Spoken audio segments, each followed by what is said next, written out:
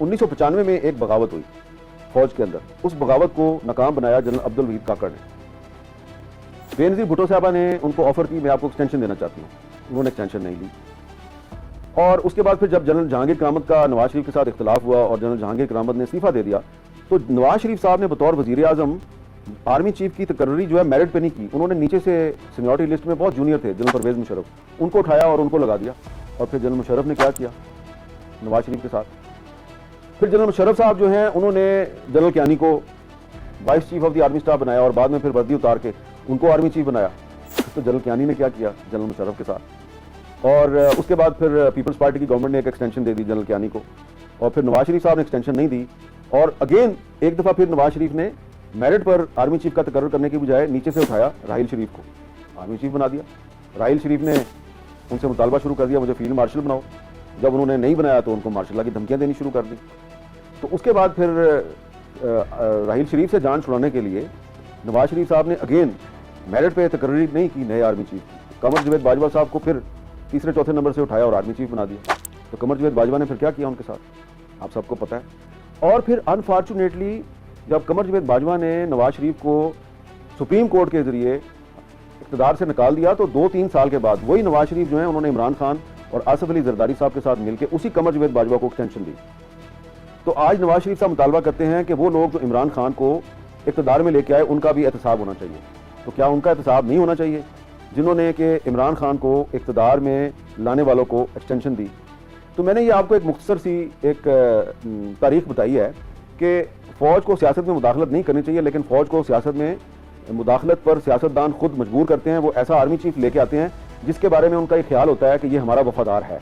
تو نہ تو ماضی کا کوئی آرمی چیف جو ہے وہ کسی سیاستدان کا وفادار تھا, اور نہ ہی یہ جو اب فیلڈ مارشل عاصم منیر صاحب ہیں ان کے بارے میں اگر کسی کو غلط فہمی ہے کہ یہ کسی سیاسی جماعت یا کسی سیاستدان کے وفادار رہیں گے, تو تاریخ کو سامنے رکھیں تو یہ بات غلط ہے.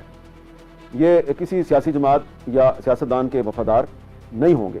اور یہ میں بات اس لیے کر رہا ہوں کہ یہ صرف حکومت جو ہے میں اس پہ تنقید نہیں کر رہا کہ یہ جو حکمران جماعت ہے مسلم لیگ نون, یہ ماضی میں جونیئر جرنیل جو ہیں ان کو آرمی چیف بناتی رہی اور وہ جرنیل جو ہیں وہ پھر ان کو حکومت سے نکالتے رہے. یہ جو اس وقت عمران خان صاحب ہیں جن کو آپ DGISPR نیشنل سیکورٹی تھریٹ قرار دے رہے ہیں, آپ ان کی بھی پالیسی دیکھ لیں. یہ کہتے ہیں جی کہ ہم مسلم لیگ نون سے یا حکومت سے بات چیت نہیں کریں گے, ہم ان کے جو پیچھے کنٹرول کرنے والے ہیں ان سے بات چیت کریں گے, یعنی کہ ہم ملٹری اسٹیبلشمنٹ سے بات چیت کریں گے. ایک طرف تو تحریک انصاف کا نیریٹو یہ ہے کہ جناب ہم نے حکومت سے یعنی کہ سیاستدانوں سے بات چیت نہیں کرنی, ہم نے فوج سے بات چیت کرنی ہے. اور دوسری طرف پھر اسی جماعت کے جو پارلیمنٹیرینز ہیں وہ اپنی جماعت سے پوچھ کے نیشنل ڈیفنس یونیورسٹی کے ورکشاپ میں چلے جاتے ہیں, اور جب عمران خان کو پتہ چلتا ہے کہ NDU کی ورکشاپ میں ان کی پارٹی کے کچھ MNA MPs وغیرہ گئے تھے, تو وہ کہتے ہیں جی یہ میر صادق اور میر جعفر ہیں, اور پھر وہ کہتے ہیں جی ایک ایکس پہ اسٹیٹمنٹ کے ذریعے کہ یہ پارٹی کے غدار. تو آپ کی پارٹی میں یہ جو ایک کنٹراڈکشن ہے, ایک دوگلی پالیسی چل رہی ہے, یہ کیوں چل رہی ہے؟ یہ پالیسی اس لیے چل رہی ہے کہ جب تحریک انصاف بنائی جا رہی تھی اور اس کو اقتدار میں لانے کے لیے تیار کیا جا رہا تھا, تو اس پارٹی میں ایسے لوگ شامل کروائے گئے جو عمران خان نے شامل نہیں کروائے تھے. وہ کسی کو جنرل فیض نے شامل کیا, کسی کو جنرل پاشا نے شامل کیا, کسی کو جنرل ظہیر نے بھیجا. تو وہ لوگ جو ہیں وہ اب عمران خان کے ساتھ تو وفادار نہیں ہے نا, تو وہ تحریک انصاف کے نام پر عمران خان کے نام پر ووٹ تو لے لیتے ہیں, لیکن پھر وہ NDU کی ورکشاپ میں بھی چلے جاتے ہیں. تو اب عمران خان کی یہ بات جو ہے اب اس کو آپ اگنور تو نہیں کر سکتے نا, یہ عمران خان کی اپنے خلاف چارج شیٹ ہے کہ وہ لوگ NDU کی ورکشاپ میں چلے گئے جنہوں نے میرے نام پہ ووٹ لیا اور ان کے ساتھ جا کے سوشلائزیشن کی جو کہ مجھے برداشت نہیں کرتے.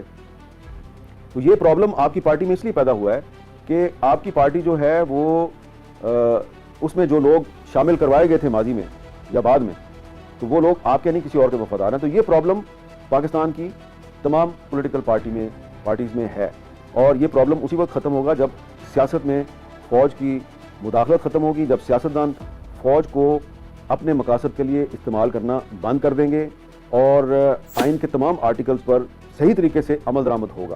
آئین جو ہے اس پر صرف فوج نے عمل درآمد نہیں کرنا, سیاستدانوں نے بھی عمل درآمد کرنا ہے, میڈیا نے بھی عمل درآمد کرنا ہے, عدالتوں نے بھی عمل درآمد کرنا ہے. تو اب میں سمجھتا ہوں کہ یہ جو نئی صورتحال ہے اس میں جو پاکستان تحریک انصاف کی قیادت ہے اب اس کو اس خطرے کا سامنا ہے کہ اس پر پابندی لگ سکتی ہے.